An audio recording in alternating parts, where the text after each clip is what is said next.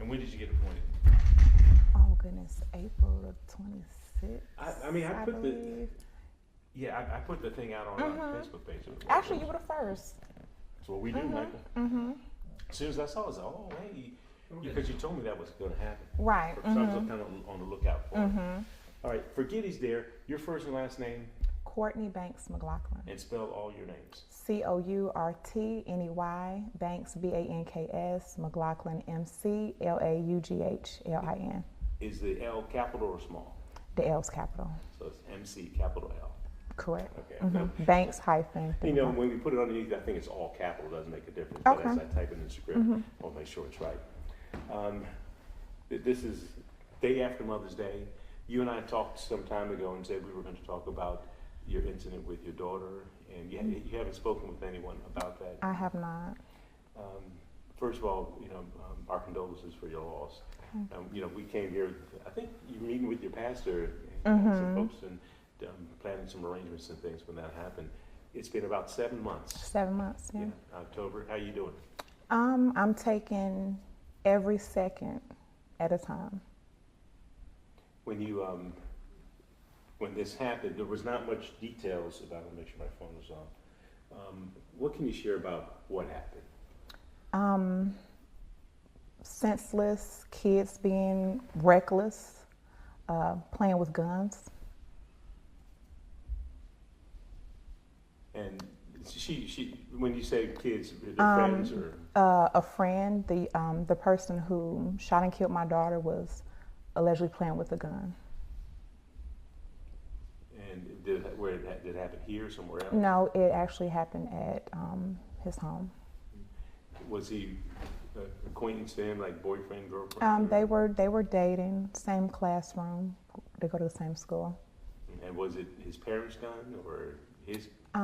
That I don't know if I can, go into any details with that, but he was playing with a gun. I'm not sure who gun it is. And at this point, I tried to check with law enforcement. Is this still under investigation, or what's the status of it? Are any charges or anything?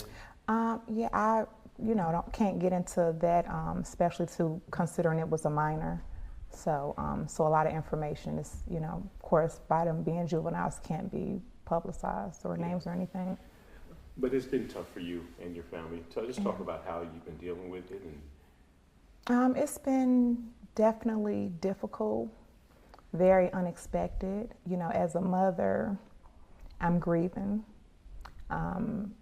Then I still have to be a mother. I still have to continue to do mother things, take care of my other children. I have 3 other children. I have a son that just shipped off to Japan. So he was my oldest son. Coriana, one passed away. She was my oldest daughter. So I have 2 children here, one in elementary, 2nd grade, going to the 2nd grade, and I also have one in middle school, freshman. So it's very difficult for them because they're still processing it. They miss their sister. As a mother, it's different. Home is quiet. I'm not used to the quietness. I'm used to all of my children being in a home together. Yeah, I remember those days. It's arguing back and forth, or just children things. Yeah, arguing. This kid she has my shirt on. She used my gel, my edge control. So I miss that. And just, Mother's Day, it was bittersweet. It was bittersweet because I had the community still to this day, the community support me. One of her classmates, they went to elementary school together. He came by and brought flowers, and that made me smile because, yesterday was, somewhat of a hard day. So it's hard. I'm taking each second at a time. It hurts. I try to be strong, for my other children.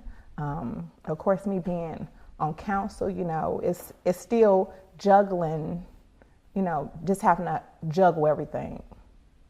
Yeah. Now, how old was your daughter?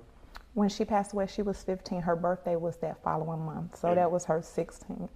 So she was She 16. she was 15 when it happened. So in November Yes, November 30th, she would have been 16. Okay. And how do you pronounce her name? Coriana Young. Coriana, yeah. And so, but since this happened in October, you had Thanksgiving, you had Christmas. Well, yeah, Mother's Day, her birthday. Yeah, so since she passed away, her birthday has went by. She would have turned 16. Christmas, my other daughter's birthday, Mother's Day just passed. So it's been a lot over from the holidays since her death. I deal a lot with folks who have lost, and everyone always talks about closure. Sometimes there's no closure. How do you feel? What happens for you in terms of getting over this, or even a timetable for that matter? I don't think it will probably ever be a timetable. Again, I'm hurting every day. Throughout the day, I think about her. Do I have closure? I believe I do, knowing what took place. It's unfortunate that it happened, but I believe truly I do have closure, and I think that plays a role with trusting in God, having faith, and praying. And in that spiritual realm, there's, they say, forgiveness. Are you familiar with the family that this happened to? How are they dealing with this, and is there forgiveness? Yes, I forgive him. Since the incident, I've been over to the home multiple occasions. I've spoken to him to tell him, I'm hurt, I'm pissed off, but I forgive you. And the fact that by me telling him that made him feel a little bit better, because, he's going through something mentally. His family is going through something as well. So both sides of the family has been impacted. I don't think nobody could hurt more than I hurt, but I've been impacted, my family, his family, the community. So, but I look at it like we all in this together, but I absolutely forgive him. I'm hurt, but I do forgive him. And since then, what was her aspiration in terms of going to school and stuff? Well, she always wanted to go. Well, she was in ROTC. She wanted to go into the Air Force. She wanted to go into Air Force. To fly or be an administrator? She wanted to fly. Did she really? You always have that one kid that's like, But yes, she wanted to be a pilot. Would she have made it, you think? She would have. One thing about her, whenever she put her mind to doing something, she does it. You can show her something in seconds and she'll catch on just like that. She's always been a fast learner. Even in sports, her first time playing baseball, she ended up making like MVP, like her first time she learned Spanish, was fluent in Spanish. When she started middle school, her freshman year, she ended up becoming like the cheer captain, so anything that she touched, she was great at it. Yeah. You look at the possibilities there, and it's gone. How do your other children look at that loss of a brother, of a sister? A sister. Yeah. They're devastated. I think same thing with them. It's just we're just taking it one day at a time. I think what's difficult is by me being in a position that I'm in, it's like it's open to the world, so when my kids go to school, they hear kids talk about it. And not in a negative way so much, it's just the fact that they knew her. My daughter played in sports, cheers, she was active in church, Girl Scouts, so a lot of people knew her. So everywhere my daughters go, somehow they run into somebody who see her, know her. So it's difficult for them. But one thing I always tell them, God blessed us with her 15 years, and 15 good years, so.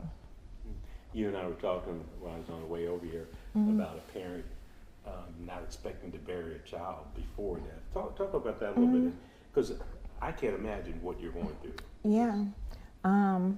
You know, when we think of things, at least our family, you know, me and my husband always have conversations, you know, if something happened to us, we have this, you know, we have this lined up for our children.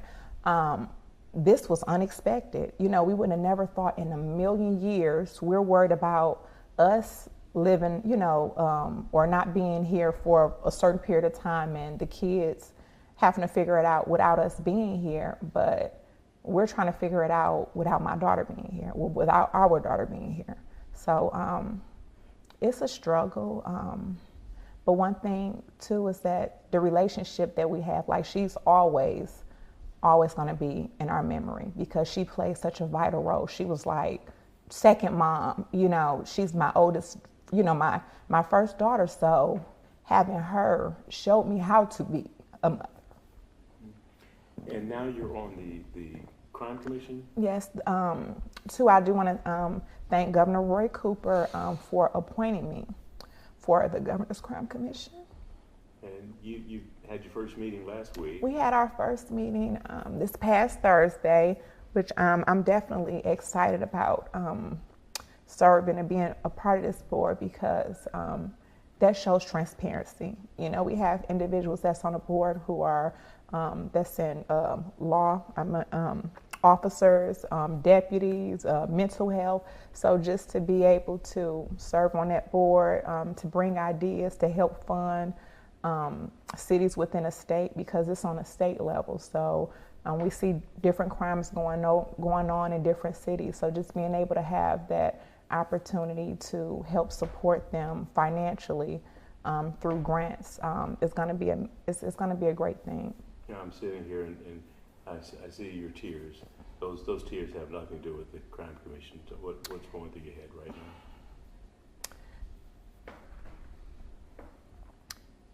now? Her death is not going to go in vain. For me, I look at it like God is using her for a purpose, for a reason.